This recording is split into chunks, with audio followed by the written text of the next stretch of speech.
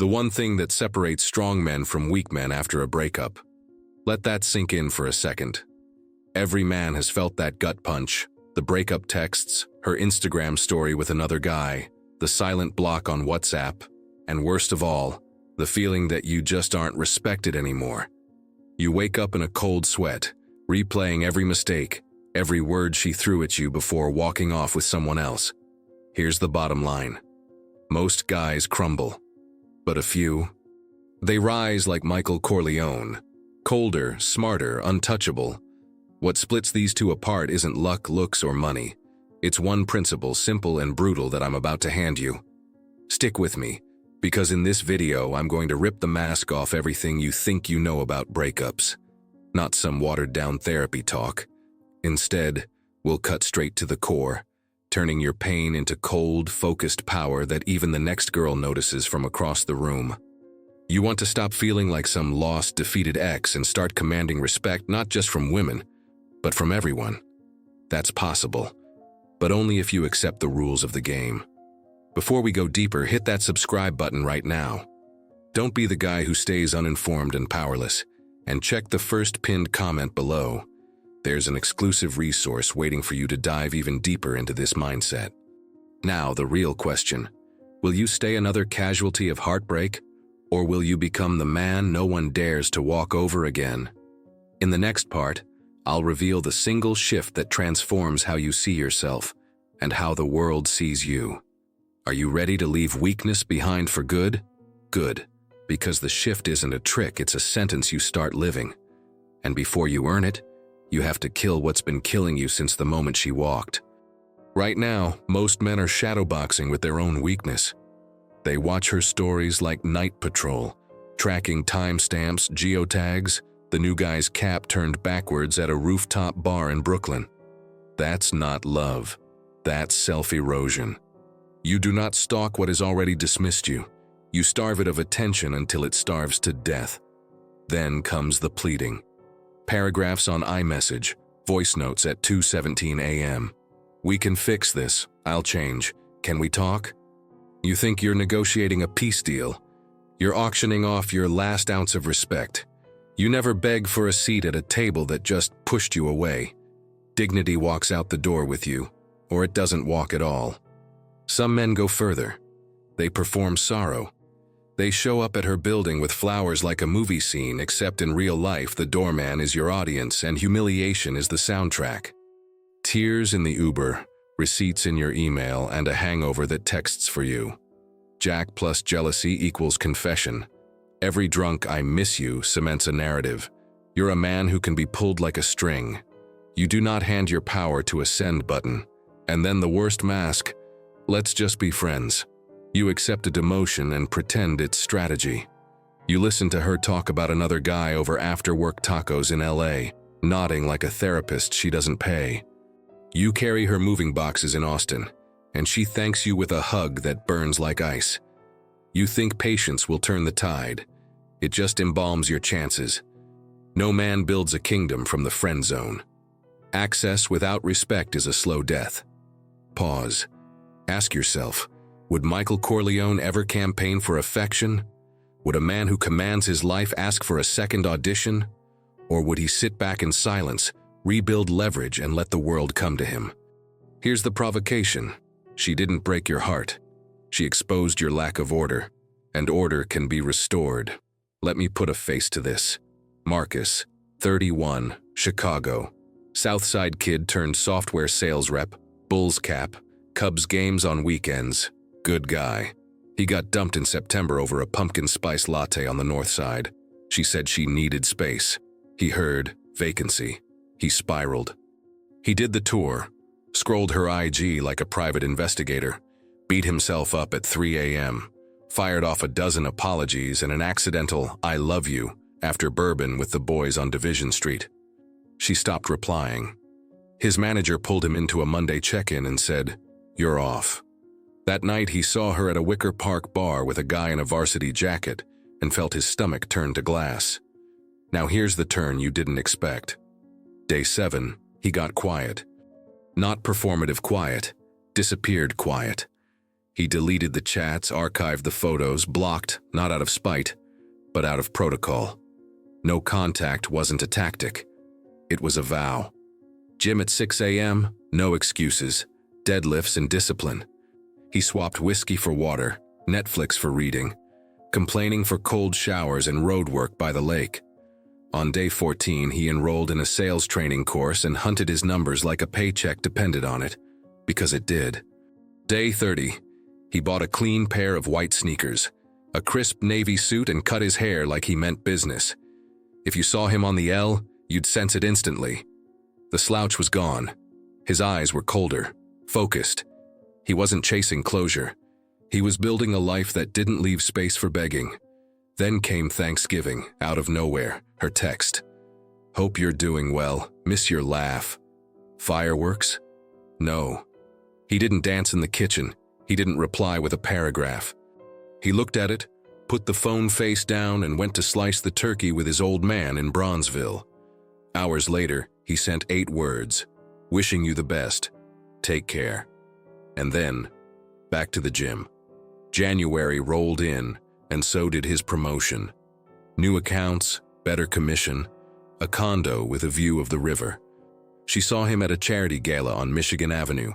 New suit, new presence, new orbit. She smiled like she'd seen a ghost. He nodded like he'd seen a lesson. Today, Marcus is not a mystery because he plays games. He's unreachable because he built a life that can't be summoned by a notification. That's the difference, not luck. Law. You want laws? Here they are, carved in something harder than stone. No contact is sacred. Self-respect before desire. Build in silence, reveal by results. Never negotiate attraction.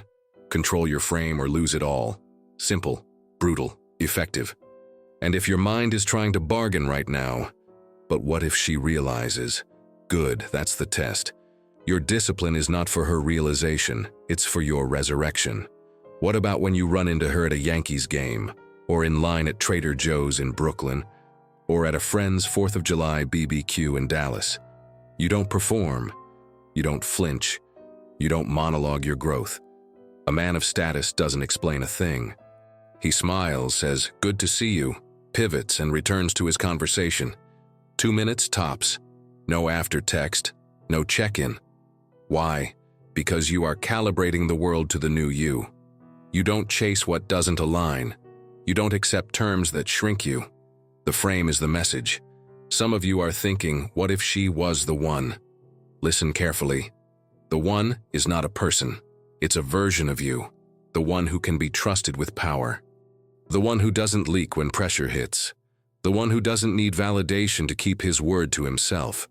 You earn her, or the next her, by enforcing your boundaries when it costs you. If you fold for a text, you'll fold for a weekend trip. You'll fold for a threat to leave. The pattern ends when you end it. And no, discipline doesn't mean cold bitterness. It means controlled fire. You treat people with respect. You don't slander. You don't stalk. You don't wage war with subtweets. You vanish into your mission, work, training, brotherhood with men who hold you to a standard. Sunday football with the boys, not to hide, but to remember you belong to a tribe that expects strength. Add skills that raise your value in the market. New certifications, new income streams, new network. When your life expands, your neediness shrinks. That's not theory, that's physics. Here's a quick gut check. If she tested you tomorrow with a, "Can we still hang just as friends?" would you pass? Would you say, "I don't do demotions, but I wish you well," and walk? Or would you accept crumbs because you're starving? What you tolerate today writes your reputation tomorrow. The city watches, your boss watches, your friends watch. Most importantly, you watch. And a man who watches himself betray himself never trusts himself again. That's why this moment matters. You might be waiting for permission. Stop. You don't ask the past to approve your future. You choose your codes and make the calendar obey. Mornings belong to the iron. Evenings belong to your plans. Weekends belong to your circle and your craft. Phone on do not disturb after 9 p.m. No scrolling her life, no investigating his. You are not a detective. You are a builder. Every day you follow the codes, your mind writes a new story about you. I am the man who does not chase. I am the man who keeps his word. I am the man whose presence changes rooms. That story becomes your reality. Then your reality becomes your leverage. What happens when she circles back harder? When the likes return? When mutual friends whisper? When you feel that old pull? Here's the cliffhanger. Most men fail right here. They rebuild just enough to get re-invited, then trade it all for proximity. Don't. This is where the strong separate forever. You don't return to a house that burned you down. You build a new one with brick and steel, and a door that only opens for respect. So yes, there is a single shift. You felt it in these words, but you haven't heard the sentence yet. In the conclusion, I'm going to hand you that line, 11 words you can write over your desk, your mirror, your lock screen, that split the weak from the untouchable. When you live it, people will feel it before you speak. Stay with me. The verdict is coming, and once you hear it, there's no going back. No contact, no begging. Build silently, return stronger. Standards first. Always. That's the sentence. 11 words, over your desk, on your lock screen, in your bloodstream. You don't tattoo heartbreak, you enforce order. When the DM pings, when mutual friends whisper, when the past knocks at 1:12 a.m., you don't audition. You don't explain. You don't chase. You keep your code. Marcus did. Day 7, he vanished from the circus. Day 30, his presence spoke sharper than any apology could. January, the promotion. Spring, the river view. She saw the upgrade. He saw the lesson. That's the split the title promised. The only thing dividing strong from weak after a breakup isn't luck, looks, or lines. It's enforcement. Men who enforce their laws become untouchable. Men who don't become available. Your laws, clean American steel. No contact is sacred. Self-respect before desire. Build in silence, reveal by results. Never negotiate attraction. Control your frame or lose it all. Test cases, real life, coast to coast. Yankees game. She's 2 rows down. You nod once, face forward. 2 minutes, tops. Trader Joe's in Brooklyn. We should catch up. You smile, wishing you the best. Basket, checkout, gone. LA rooftop invite. We can be friends. You don't do demotions. You keep walking. Thanksgiving text. Miss your laugh. 8 words back. Wishing you the best, take care. Then back to the mission. Understand the mechanics. Attention is currency. Silence is leverage. Consistency is power. If you leak attention, you pay for it with respect. If you break silence, you sell your leverage for a hit of nostalgia. If you abandon consistency, you collapse the frame you worked to build. In this country, people don't hear what you say. They feel what you enforce. Your calendar is your witness. Your body is your billboard. Your results are your press release. Maybe you're bargaining in your head, but what if she realizes? She might not. The realization you're chasing isn't hers, it's yours. The day you stop asking the past to approve your future is the day you cross the line from recovery to reign. 1 word, carved in granite, sovereignty. Repeat the codes out loud, like oaths before a judge. No contact is sacred. Self-respect before desire. Build in silence, reveal by results. Never negotiate attraction. Control your frame or lose it all. You want the Godfather answer to heartbreak? Sit still. Get cold. Move money, not emotions. Upgrade your wardrobe. 6 a.m., iron. 9 p.m., do not disturb. Certifications over scrolling. Brotherhood over isolation. Sunday ball with the boys because men sharpen men. You don't wage war online. You don't stalk. You don't perform sorrow at her doorstep. You build a life that can't be summoned by a notification. Now walk to the mirror. Look yourself in the eye. Say the sentence. Are you the man who enforces it when it costs, or the man who folds for a ping? No music, no audience, just you and the truth. If your stomach flips, good. That's the weakness leaving. If this verdict hit like a gavel, subscribe now. Like the video so the algorithm knows men still choose standards. Drop sovereignty in the comments and tell me the one code you're enforcing this week. Share this with a brother who's on the edge and needs order more than comfort. The season of begging is over. The era of standards begins. Respect is non-negotiable.